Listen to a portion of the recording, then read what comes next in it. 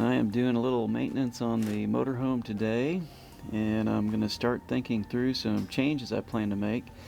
I think I'm pretty much satisfied with how the outside is looking, and pretty satisfied with how she functions mechanically, but I have a goal for this year, and that goal is to make my wife fall in love with this old camper.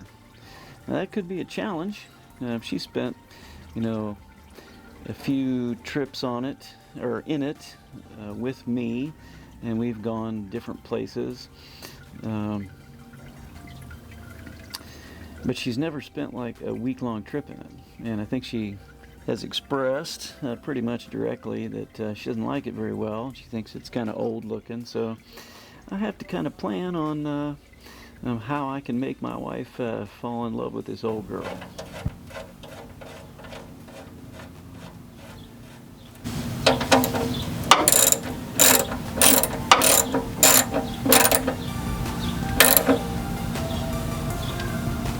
So it's not that my wife hates the camper or that she can't tolerate being in it. It's just that she'd like it to look a little bit differently. It has one tight oil filter today. And I think if we can brighten up the inside of the camper, it might solve that problem. Just a minute here. I will take you inside, and I'm just looking for some ideas. If you got some ideas, write them in the comments. Find me, tell me what you think would work to make my wife fall in love with my old camper.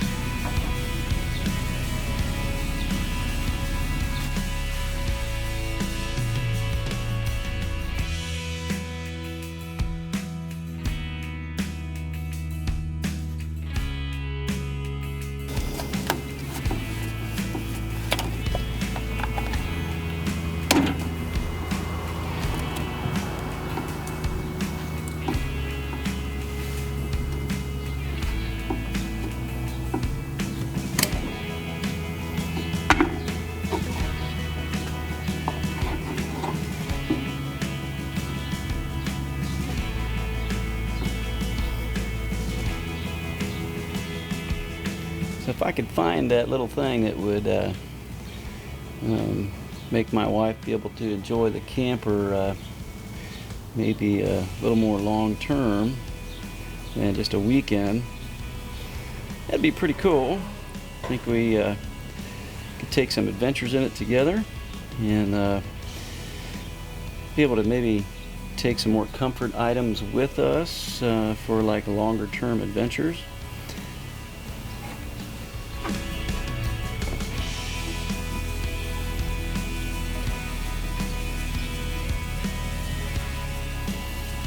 This thing must take the absolute exact amount that's in this jug because it's looking pretty good.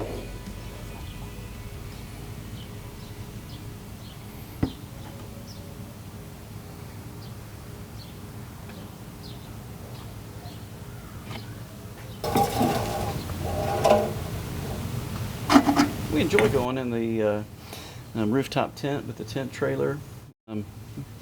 That's fun. But there's other ways to do things, and mixing it up a little bit will keep us fresh and enjoying the outdoors.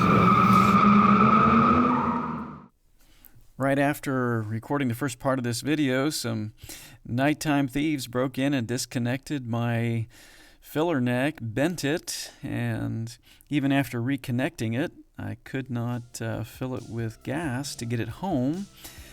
because it had created an airlock. So I couldn't order one, so I had to improvise by finally finding a radiator hose of the same diameter and similar bends so there would not be an airlock when I went to refill it.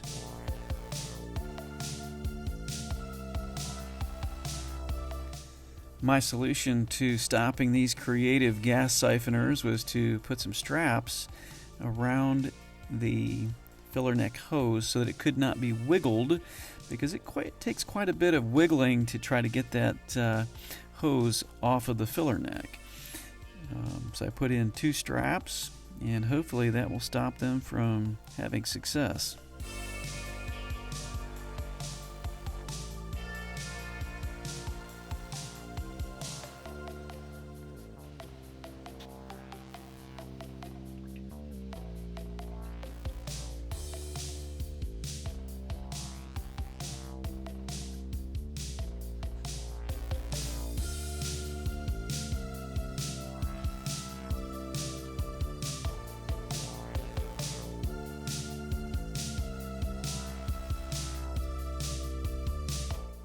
So the final test to see if I had repaired my filler neck and hose properly was to actually put some gas in the camper, and there was no airlock, and I was able to get a full 5 gallons in without it bubbling out the top like last time.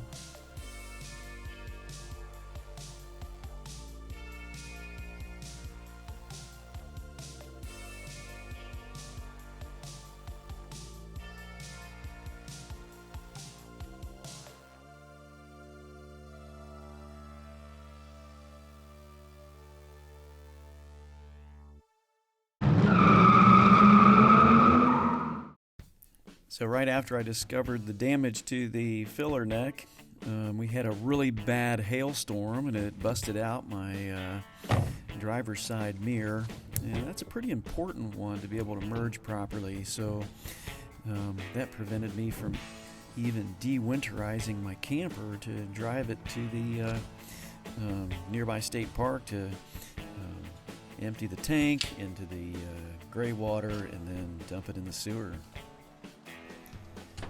It's pretty simple, just to pull out the rubber gasket around the mirror, pull the mirror out, and start the replacement.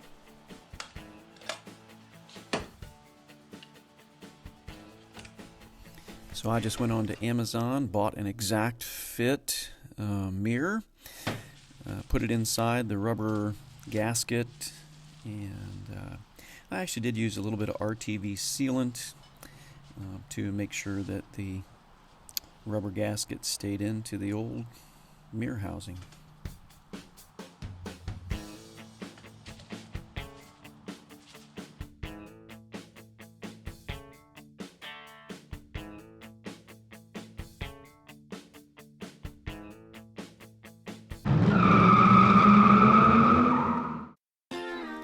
So I got my mirror replaced and then went to dump my tanks and found my driver's side brake caliper was frozen up, probably from sitting so long. I thought, well, maybe it's a hose gone bad, but really you just got to take it apart, and I will show you the difference on how to diagnose whether it's a hose or the caliper. Make sure you chock your wheels and put a jack stand under your vehicle, just so much safer. I always use a wood block so that I don't put my metal right on my driveway when I go to jack up my camper with a bottle jack.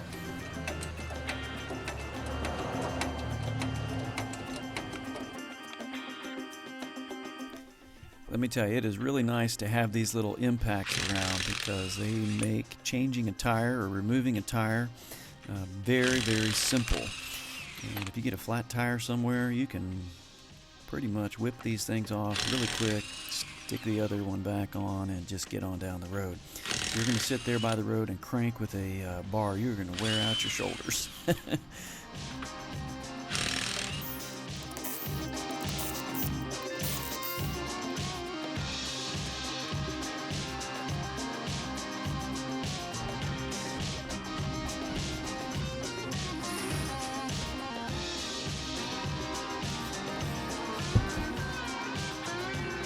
So the way you differentiate between a collapsed brake line and a froze up caliper is you pump up your brakes, you get underneath, and then you loosen that little bleeder nut. If it squirts out, then that is just a little bit of drainage. That is not a squirt. So that is just a froze up caliper from either a little moisture being in the brake fluid or a little bit of dirt that's providing some resistance.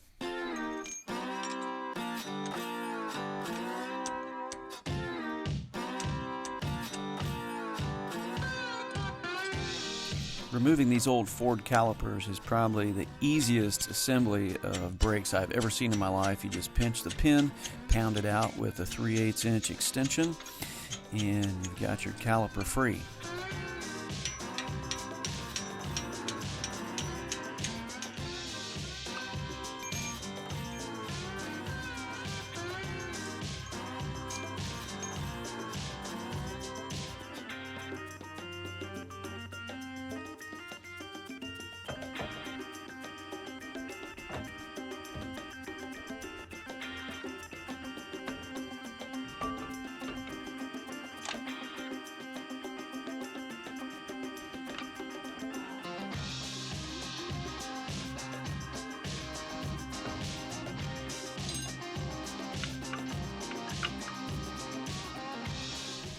Unlocking your caliper is pretty simple. You just remove the brake pads, and on these there's just a small retaining clip. They slide right out, and I proceeded then to use a caliper press with a little board to keep things level, and so that the piston in the caliper would compress symmetrically all the way around.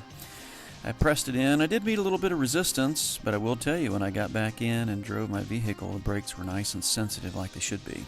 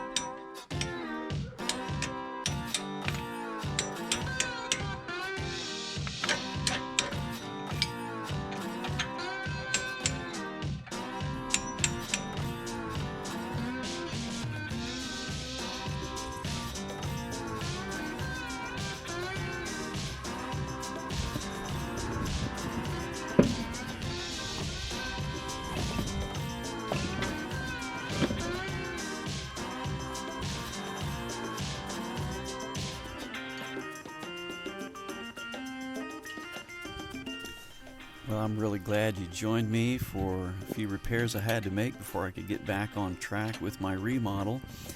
Sometimes you just have to improvise in order to, like I did repairing my filler neck with a radiator hose and a little RTV sealant to get that mirror to stick in there good, and get your brakes repaired. Hope you benefited from the information, and here we are getting back on track.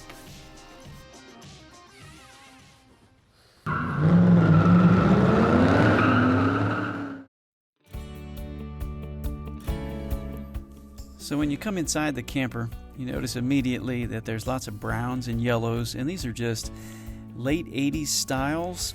Not much you can do about it except try to clean it, but it's not going to get much brighter. There's always going to be that yellowish, brownish hue that comes off of these surfaces. It's just going to dim the light. Doesn't matter how bright your LEDs are.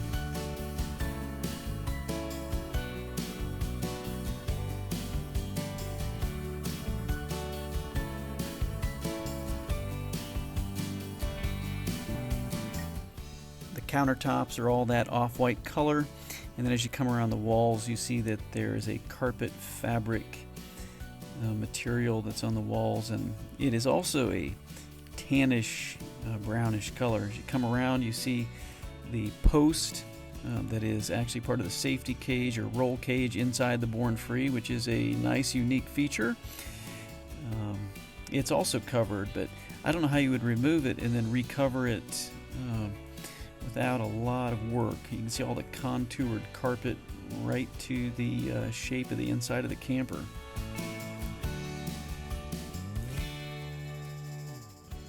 As you get down to the cab, I actually kind of like the old 1987 cab. That's when I started driving, and just the old features of the air conditioning, steering wheel, shifter. I like that column little shifter. I like it. When you get over to the fold-out bed or the couch, it's a tan color. I don't mind that so much, but I think if it was brightened up around it, it would be a nice contrast. Maybe a lighter colored Berber carpet on the floor that wasn't so deep pile and didn't allow the dirt to just kind of get down into the fibers. That would be nice. Maybe, again, like a lightish off-white Berber. And something on the walls different, just to brighten it up.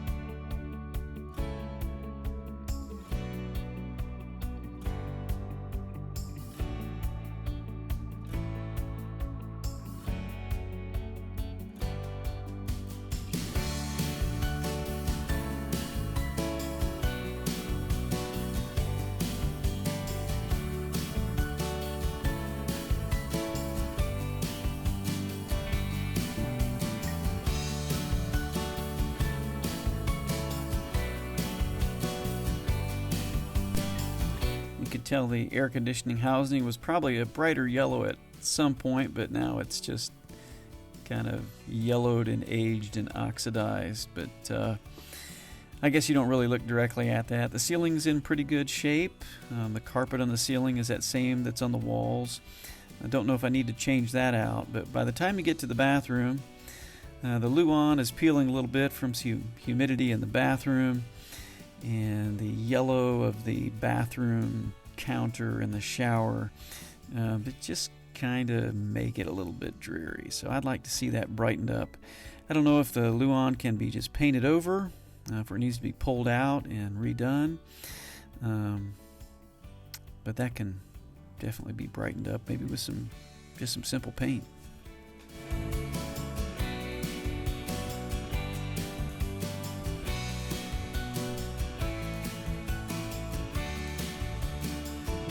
As you get down to the floor, it's in some good condition in some places, but the high traffic areas are worn a little bit more. And I think I just almost like to try to just go over it with linseed oil and see what it looks like.